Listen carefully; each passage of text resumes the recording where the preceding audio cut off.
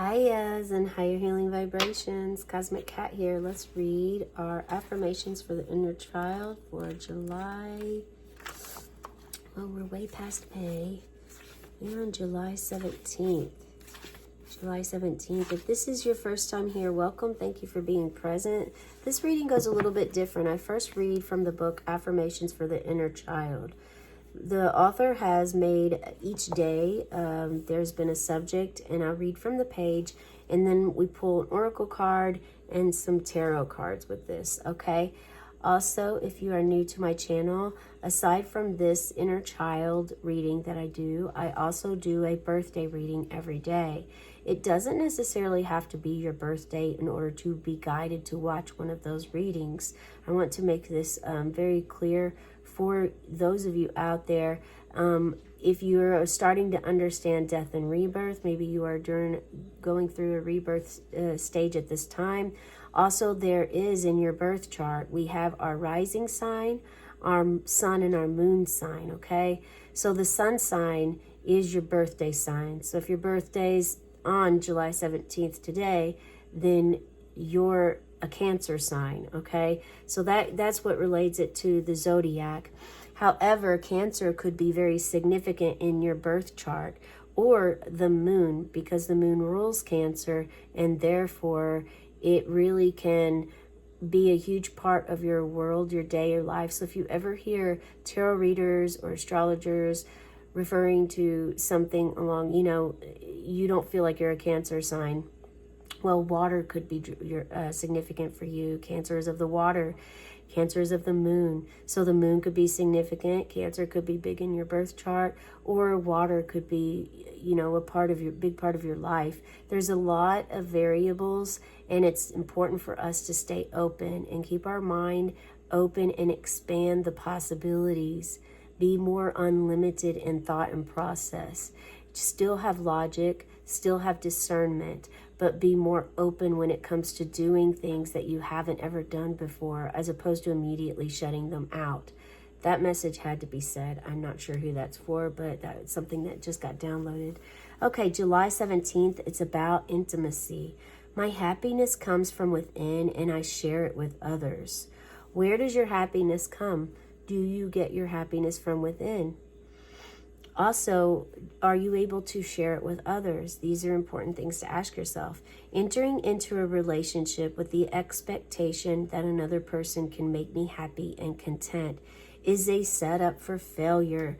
This first sentence is already guiding me to have you watch the birthday reading. This must be why I started out with that, because I typically do not start out my my inner child readings talking about the birthday readings unless it's important. And now I see why Spirit has done so, because this was a big part of the birthday reading today. So I would encourage you, if this resonates with you, to check out the July 17th birthday reading. As a child, I believed that I was responsible for the unhappiness of my parents. I thought I needed to live up to their idea of a model child. I spent my days searching for something I could do to make their lives better. Today, I will let go of my need for others to live up to my ideas. I do not have the right to impose my expectations on anyone else. Today, I will start relieving others of the responsibility for making me happy. I deserve a relationship, not to make me happy, but in order to share the richness of who I am with another. As I learn to recognize and meet my own needs, I depend less on others to fill me up. As I nurture my inner child, I become freer to engage with another in a healthy way. Intimacy. Yeah, part of this is actually really not just being intimate with others, but knowing that going inward and internal happiness is what is really of value. Internal love, internal peace, internal happiness, and all of this comes through inner knowing, inner wisdom, intuition, and inner guidance with your inner child. All of this just comes and flows freely. So being happy is definitely, it's like this shows a huge shift from understanding and defining what intimacy means, what being happy means, how to be happy, knowing that your happiness is truly your responsibility and not anyone else's. Also being able to have these healthy boundaries in place so that when someone else does try to project that or onto you or tries to control your happiness, you are able to be aware and mindful of this and call it out as you see it in a compassionate way, but calling it out so that it doesn't stay there, okay? So let's see what into my happiness comes from within, and I share it with others. I share it with others. Letting go of the need for others to live up to your ideas and expectations. Yeah, okay. So what do we have from Spirit today on this? Meeting your own needs. How can you meet your own needs, Spirit? How can you meet their own needs? Duality. This is all about accepting differences, accepting duality, accepting light and dark, joy and sorrow, happiness and pain, strength and vulnerability. It really does help you have a deeper understanding of not just yourself, but also the journey that you are on at this time. Spirit, what message do you have for those watching about the inner child, intimacy, being intimate? It's going to lead you to a profound experience. I mean, all this shows is absolute celebrating you. You are celebrating your goals. You're celebrating because you've actually reached this intimacy. Finally, you understand true, authentic love, and you understand it through your inner child and your relationship with yourself. So you've done this, you've done the work. I'm going to hold this card up for you so that you can allow your intuition to feel anything that you're feeling, see anything that you see, and just allow it to flow.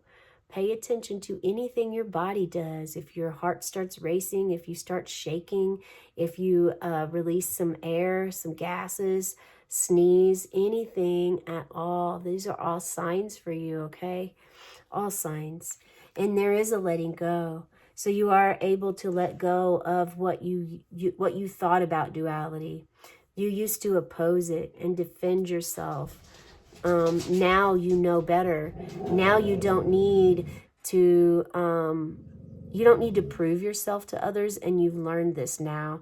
You just need to approve of yourself. And once you approve of yourself, then you're able to accomplish anything without allowing others' negativity, others' ill wishes or thoughts about you to affect your life, your aura. It's completely shining gold at this point in time now because you became intimate with your inner child. This is you and your inner child connecting.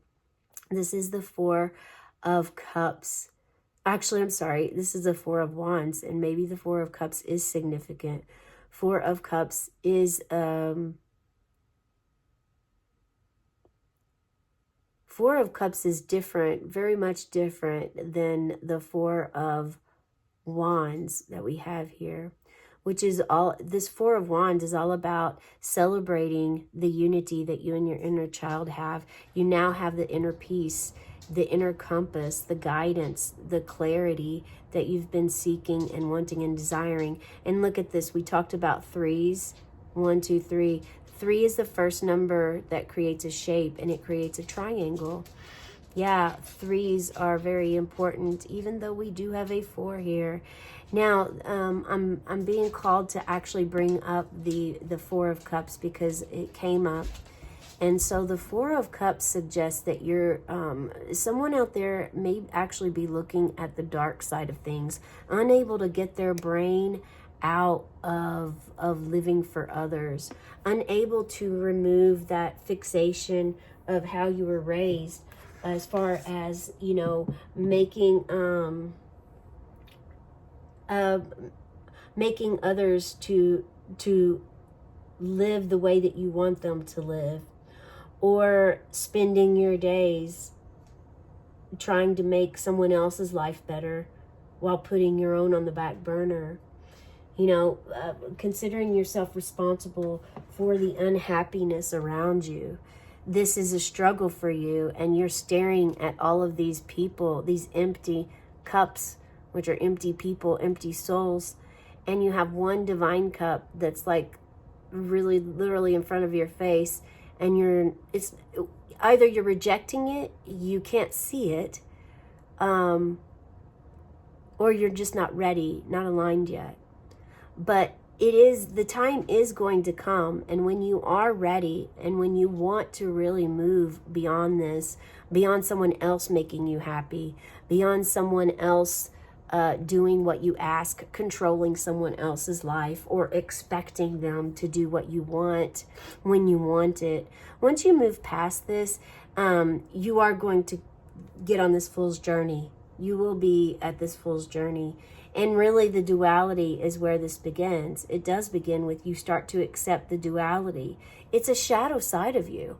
It's a shadow side of yourself. It's the shadow side of ourselves are aspects about ourselves that we do, or patterns we do or say that we don't really care to brag about or tell others about. We keep them secret and hidden. Okay? And it's because we're not it doesn't make us happy to think like this. So, just like if you're manipulating, if you use mind manipulation to have friends, or mind manipulation to have others in your life, and you think that that's what love is, then you're going to have a wake-up call with the duality as far as really getting into your own shadow work and yourself, as far as learning really what it all is and what it means. And this full energy is all about the super consciousness, raising awareness to getting back to absolute zero. Zero is nothingness. It's nothing. It is no thing. And it is where you may see the cosmic egg. It is where you may feel the cosmic egg. You may feel whole and all with one, and yet also nothing at the same time. It's the supernatural feeling of being a child running free in the grass with bare feet, not afraid of anything, fearless. Yes. It's interesting how we go from being fearless as a child to then also being instilled with fear, guilt, and shame from the world, as it provides to us that aspect, to all of a sudden actually also maturing and growing into this. So it's like this whole cycle of moving. You can be defensive and move against duality, and always have that judgment of right and wrong mentality, and always be stuck there and unhappy and never satisfied. Or you can embrace the duality, surrender to it, and be ready to release it by doing whatever it takes to release the pattern in you, to move to this beautiful celebration and unity with your inner child. And then you come to the full energy. The full is the zero. It is the very first card of the major arcana. And the full energy is super consciousness. I mean, it's freedom. It's straight freedom. And then to move from the very first major arcana card, the Fool, to the Sun, and both of these hold like this beautiful energy. The Fool is this deep level of like the free-spirited, the innocence, the beginnings, like a new baby being born, faith and adventure. It's not afraid at all. Now the Sun, the Sun is also, in a way, it's it's about being carefree. It's about joy, happiness. There's this pureness about it too, positivity, having optimism, being successful, and having good fortune. So, yeah, you have faith here. You have your free spirit. Adventures on the way. I mean, faith is the number one thing that you can take from the full energy, is to have faith.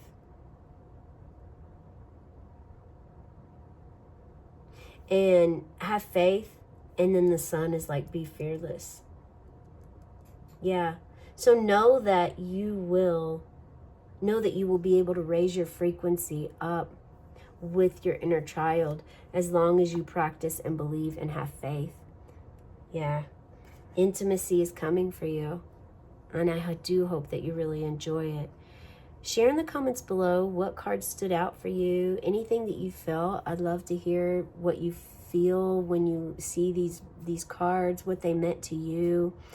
Maybe if the number 4 stands out to you, or 19, which also goes to the number 10. 1 plus 9 is 10. And for the angel number of the day, we did get 1010, so you may want to check that short video out. That's the message I have for you today. Hope it resonates. Have a cosmic day and tonight, meow.